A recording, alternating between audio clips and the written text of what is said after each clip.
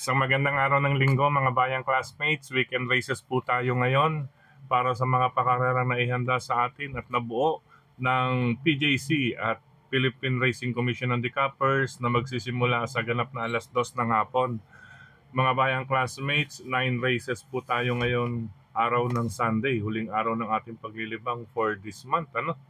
Huling araw ng ating paglilibang. But ang schedule, may dalawang sets ang larong winner take all, dalawang sets ang pick 5 event. At syempre na rin din ang pick 6, pick 4 at ang iba pa ninyong paboritong paglaruin or paglibangan. Yan. Okay, bago tayo magpatuloy, nais ko munang i-welcome at pasalamatan ang ating mga bagong classmates, mga bagong subscribers dito sa ating channel. Welcome po at maraming salamat sa inyong pag-subscribe. At nawa, lagi sana kayong tumutok at tumangkilik upang sa gayon ay meron kayong giya at gabay na mapapagbasihan, magagamit sa tuwing araw ng paglilibang. At siyempre pagdating sa takilya, kayo pa rin po ang masusunod kung sino-sino ang inyong isasama sa listahan. Ulitin ko po, kayo pa rin po ang masusunod kung sino-sino ang inyong isasama sa listahan. Okay, diretso na tayo para sa race number 1, para sa first set ng winner take all covers races 1 to 7 mga bayang classmates. Ayan, medyo madilim lang ng konti Teka, bumuksan ko lang saglit ang ilaw dito sa ating tapat.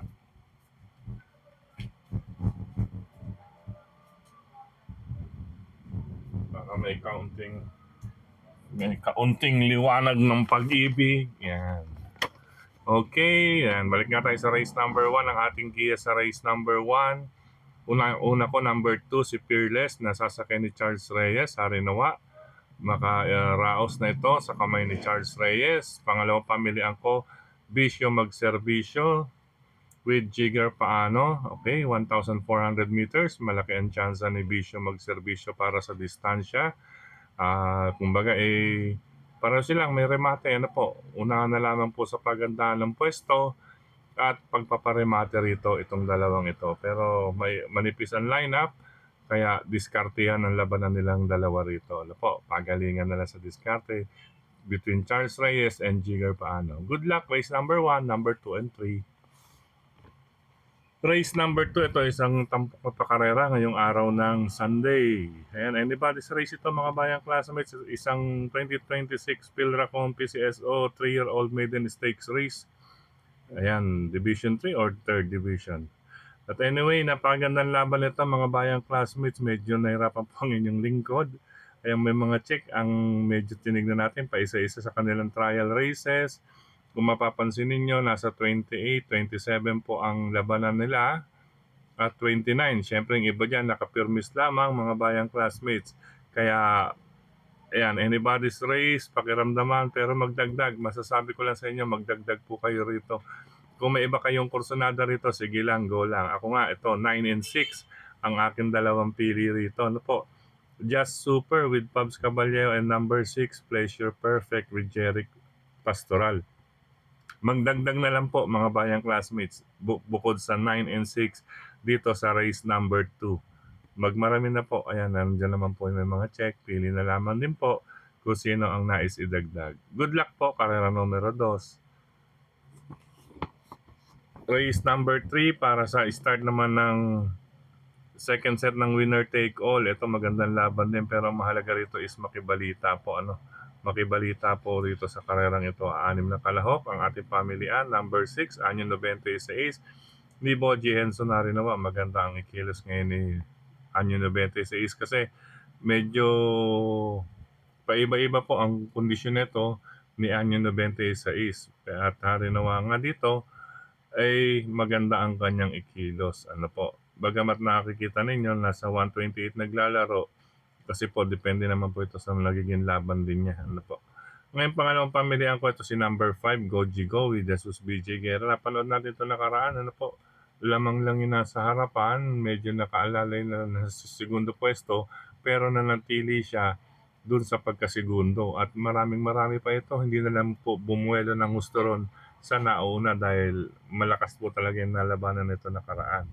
Ngayon, ang iba pang kalahok dyan, mga bayang classmates, katulad ni number 3, yan, bagong baba po yan sa grupo, pakiramdaman din nyo, makibalita kayo dyan.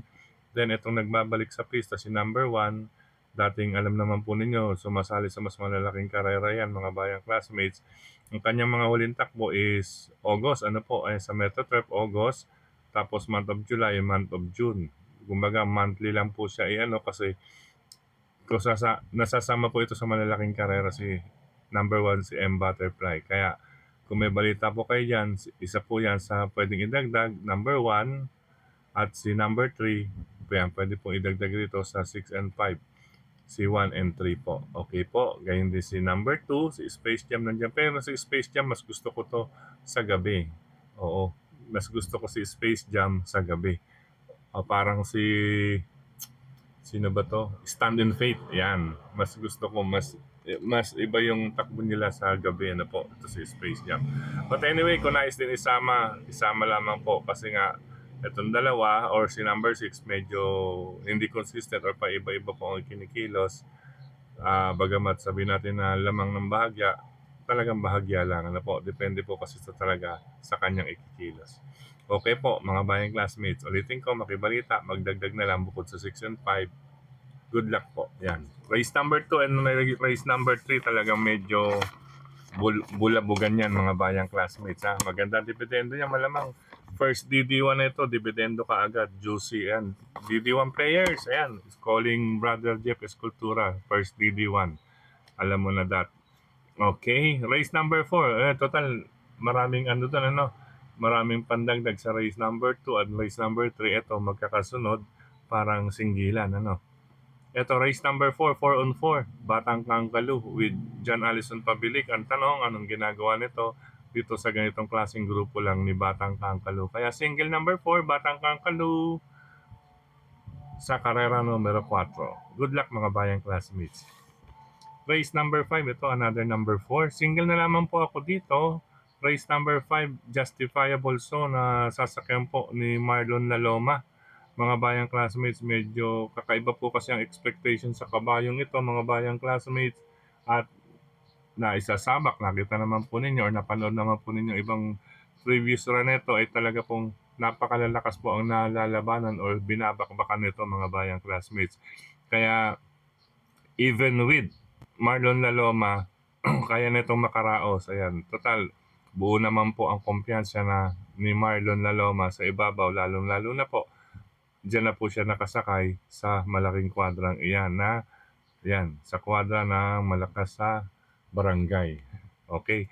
At anyway, single, race number 5, number 4, Justifiable So. Dagdag na lang kung may iba pa kayong pamalit sa karerang iyan. Good luck po mga bayang classmates. Race number 6, ito mga bayang classmates, 4 ang ating nakitang medyo malapitan ng ang tawag dito, naitalang track record or kanilang mga track records. Pare-parang may 125.8, ayan, yung dalawang yan, then nasa 126 ang malapit. Ayan, silang 4 po ang magiging pamilian. Pero ang aking unang dalawa, tignan natin muli kung kaya pa makaisa. Number 2, Orient Express with Jonathan Hernandez. Ayan, 25.8 po ang tinapos nito nakaraan. Ang pangalawa ko ito, number 4, si True Dogma with 1 minute 26 is 0.2 of a second lang. Mga bayang classmates, talagang manipis na manipis. Ayan, kung pagbabasihan naman po ang kanilang naitala nakaraan, ito si number 2, nagkaroon ng kwartos na 12.8, 22.4, 23.6, 27, sarado ang dating. Kung susumahin yung medya milya or yung last 800 meters is 50.6. Si number 4, True Dogma is 13.2, 23.4. Ayan, nagpalakas na po. 23.2, 26.2. Ang kanyang medya milya or last 800 meters is 49.4. Kumbaga, mas may dating. Bagamat na galing ito sa maiden nga tayo, maiden race, makikitaan natin ang potential ito si True Dogma para sa akin. Inaasahan kong ang kanyang remate na yan, magagamit niya rito. Makikita natin ang totoong dogma. Ika nga, True Dogma. Tingnan natin. Okay, race number 6, iyan po ang dahilan kung bakit naging pamilya ko, number 2 and number 4. bahagya. Then kung nais magdagdag, nandiyan po si 1 and 5 lang. Total may dalawang paningil na po tayo nabanggit sa race 4 and race number 5. Good luck, ika-6 na takbuhan mga bayang classmates. Dumako tayo sa race number 7. Baka malak naman ano. Ito pala sa ibaba. Ito race number 7 mga bayang classmates. Magandang laban. Number 5 and number 4. Anytime, anywhere with John Alvin Guse. And number 4, user with Jonathan Vasco Hernandez. Ito si Anytime Anywhere. Batid naman po natin talagang bumabakpak to sa malalaking karera. But dito sa karerang ito mga bayang classmates, ayan, sa kanyang track record may 123 sarado sa MetroTurf yan, 400 meters. Ito naman po sa MetroTurf din, 23.4. Converted na po yan. Kumbaga, binawasan na po yan ng 1 second. Ano po, 24 po yan. Mas matuling kasi pag dito mo gagamitin sa Padre Garcia, kaya -1 at 23. Ngayon si user, ayan po pa-aumento, huling 4 na takbo niya from 125, 24.2, 23.6, 22.8 ang kanyang huli. Ano po, ika nga itong may 23.6 naging 22.8, pa-aumento talaga at malaki ang inumento ng huli niya, ano, mga bayang classmates. At syempre, sa karerang ito, siya ang tingin ko mas malapit na kalaban para sa distansya. Okay, kaya ang kinakailangan naman maging maagap itong si Jonathan Vasco Hernandez para kay Anytime Anywhere, dahil itong si Anytime Anywhere kapag mapabayaan sa harapan ay talagang bumubuo. Maliban na lang kung may iba pang makikisali sa harapan katulad nitong dalawang ito, si 2 and 3, pag yan bumakbak din kontra number 5 ay maaaring makasilat si number 4. Pero siyempre pag sumama naman si number 4, may chance na naman si number 1. Kaya pwede rin pala bilang pang-reserva si number 1, Candy and Wine. Ayan ha. Teka, susulat na lang din natin as reserve. Kung may kapital na rin lang mga bayang classmates, baka mamaya ganun nga ang mangyari, magkaagaran sila, lalo na kung may iba pang lalahok sa harapan. Ayan, nilagay natin as reserve. Then, yan ay kung gagalaw itong 2 and 3 para sa number 5. Siyempre, makikilos din kaagad si Uno.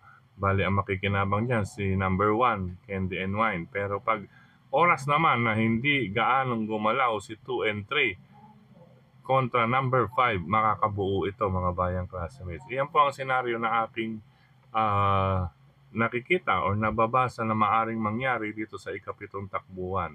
Okay po. Kaya kinakailangan, pag hindi gumalaw si 2 and 3, lumaban na kaagad si number 4 dito sa number 5. Pero pag gumalaw itong 4 na nasa gitnang ito, may makikinabang si number 1. Okay po, bilang reserve. Okay, 5, 4, and 1. Race number 7. Good luck mga bayang classmates. Ayan, total may single at dalawa naman po tayo ron. At ito po, sa race number 8, penultimate race, another single. Kaya kung may kapital na rin lang, why not? Ano po, 5, 4, 1 na po doon sa race number 7. Okay, race number 8, another win. Maaring ibigay sa atin, Shanghai Silk. Napatakbo na po ng maganda nakaraan.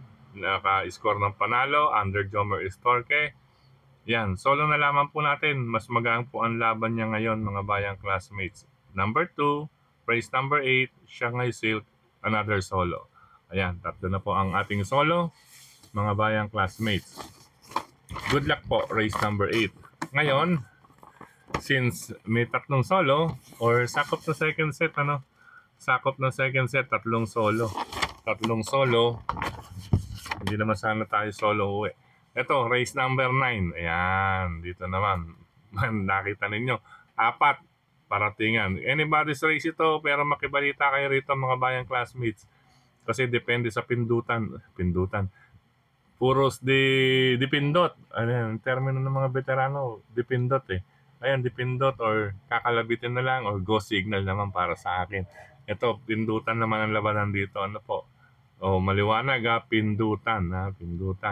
Ang aking mga pamilya, 9876, nakita niyo naman po ninyo. Number 9, Moment Like This with JC De La Cruz. Number 8, Batang Morong with Carlo Diala. Number 7, Marengo with Jomer Estorque. At number 6, Clairvoyant with Pabs Caballejo. 9876 ang aking pamilyan, pero bahagya Kung nais magdagdag, sige lamang po mga bayang classmates, lalo na sa ganitong klaseng grupo. Good luck, last and final race mga bayang classmates. Sa pagkakataong ito muli, maraming salamat sa inyong pagtutok, pagtangkilik, pagsubaybay. Higit sa lahat po ang pagtitiwala mga bayang classmates. Maraming salamat sa suporta palagi sa atin ni Sir Mel at si Sir Dennis, siyempre si Tukayong Frederick Avil, siyempre sa lahat ng mga nasa social media na nagbabagi, suportahan din po natin yan mga bayang classmates. At siyempre, gayon din ang lahat ng admins at members ng grupo ng mga karirista. Maraming salamat sa mga nagla-like, nag-heart, nag-share at dito rin sa atin sa YT channel. Ano po? Hindi po gumagana isa natin. Sa lahat ng mga bumate, hello po sa maraming salamat. At syempre muli, at maligayang paglilibang and a blessed weekend sa inyong pamilya, mga bayang classmates. Ano po? Then, sa mga magtutungo ng OTB, ayan, magandang karera po mga bayang classmates. Libang-libang lang, ano po. Hello and happy racing sa mga bayang karirista dyan sa Kuya J2 OTB Resto Bar ni Brother John along Oroqueta Street, pagitan ng CM Recto at Doroteo Jose. Oroqueta Street, Kuya J2 OTB Restaurant ni Brother John. Siyempre sa Manila, nandyan din ang Jufil Kambingan OTB sa Blooming Treat. Ano po? Maraming OTB dyan sa Blooming Treat, mga bayang classmates. Kaya kung medyo malilate kayo, maantala, maski pagbaba ninyo ng LRT, doon sa may release, may OTB rin po doon. Tapos dito po sa Jufil, along Cavite Street, corner Felix Huertas, yan, maganda, komportable po maglibang din dyan mga bayang classmates at talaga namang may upuan at mesa kayo dyan. At syempre, nariyan po ang kambingan, kambing specialty ni Sir Fidel. Ayan po, Jufil Kambingan OTB Restaurant dyan sa Cavite Street, corner Felix Huertas Street. Dumako naman tayo sa Quezon City. Siyempre, ang Ping Ping Lechon Restaurant ng OTB ni Sir Makachua. Laloma, Quezon City, Ping Ping Lechon Restaurant ng OTB. At siyempre, nga rin ang ating mga tropa pits. Sina Brother Yet, Brother Gary, Brother Edgar, siyempre si Boss Roger, Brother Dexter, Brother Mon at Kamar, at siyempre Tukayin John at John. Yan. At siyempre nandiyan din si na ating mga kasama dyan sa Ping Ping Lechon Restaurant OTB, si Brother Do at Brother Bong. Yan, yan. At speaking of Quezon City, nandiyan pa rin po ang Pork Barrel Grill Restaurant and OTB ni Sir Boyet. Ayan, Pork Barrel Restaurant and OTB. Diyan po yan sa Kalayaan Avenue, Quezon City, mga bayang classmates. Okay po, masarap din po maglibang dyan. Siyempre, after the libang, may kantahan po. Pwede kayong mag-request o pwede kayong mismo ang kumanta dyan sa Pork Barrel Grill Restaurant and OTB ni Sir Boyet. At siyempre, hanggang dito muna. Pansamantala mga bayang classmates, see you next racing day. Ano po? Holy Week po. Sa mga magbabakasyon or magtutungo sa kanilang mga probinsya, keep safe po mga bayang classmates. Ingat po sa lahat.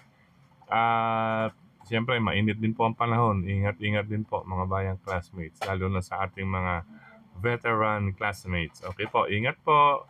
Paalam pansamantala.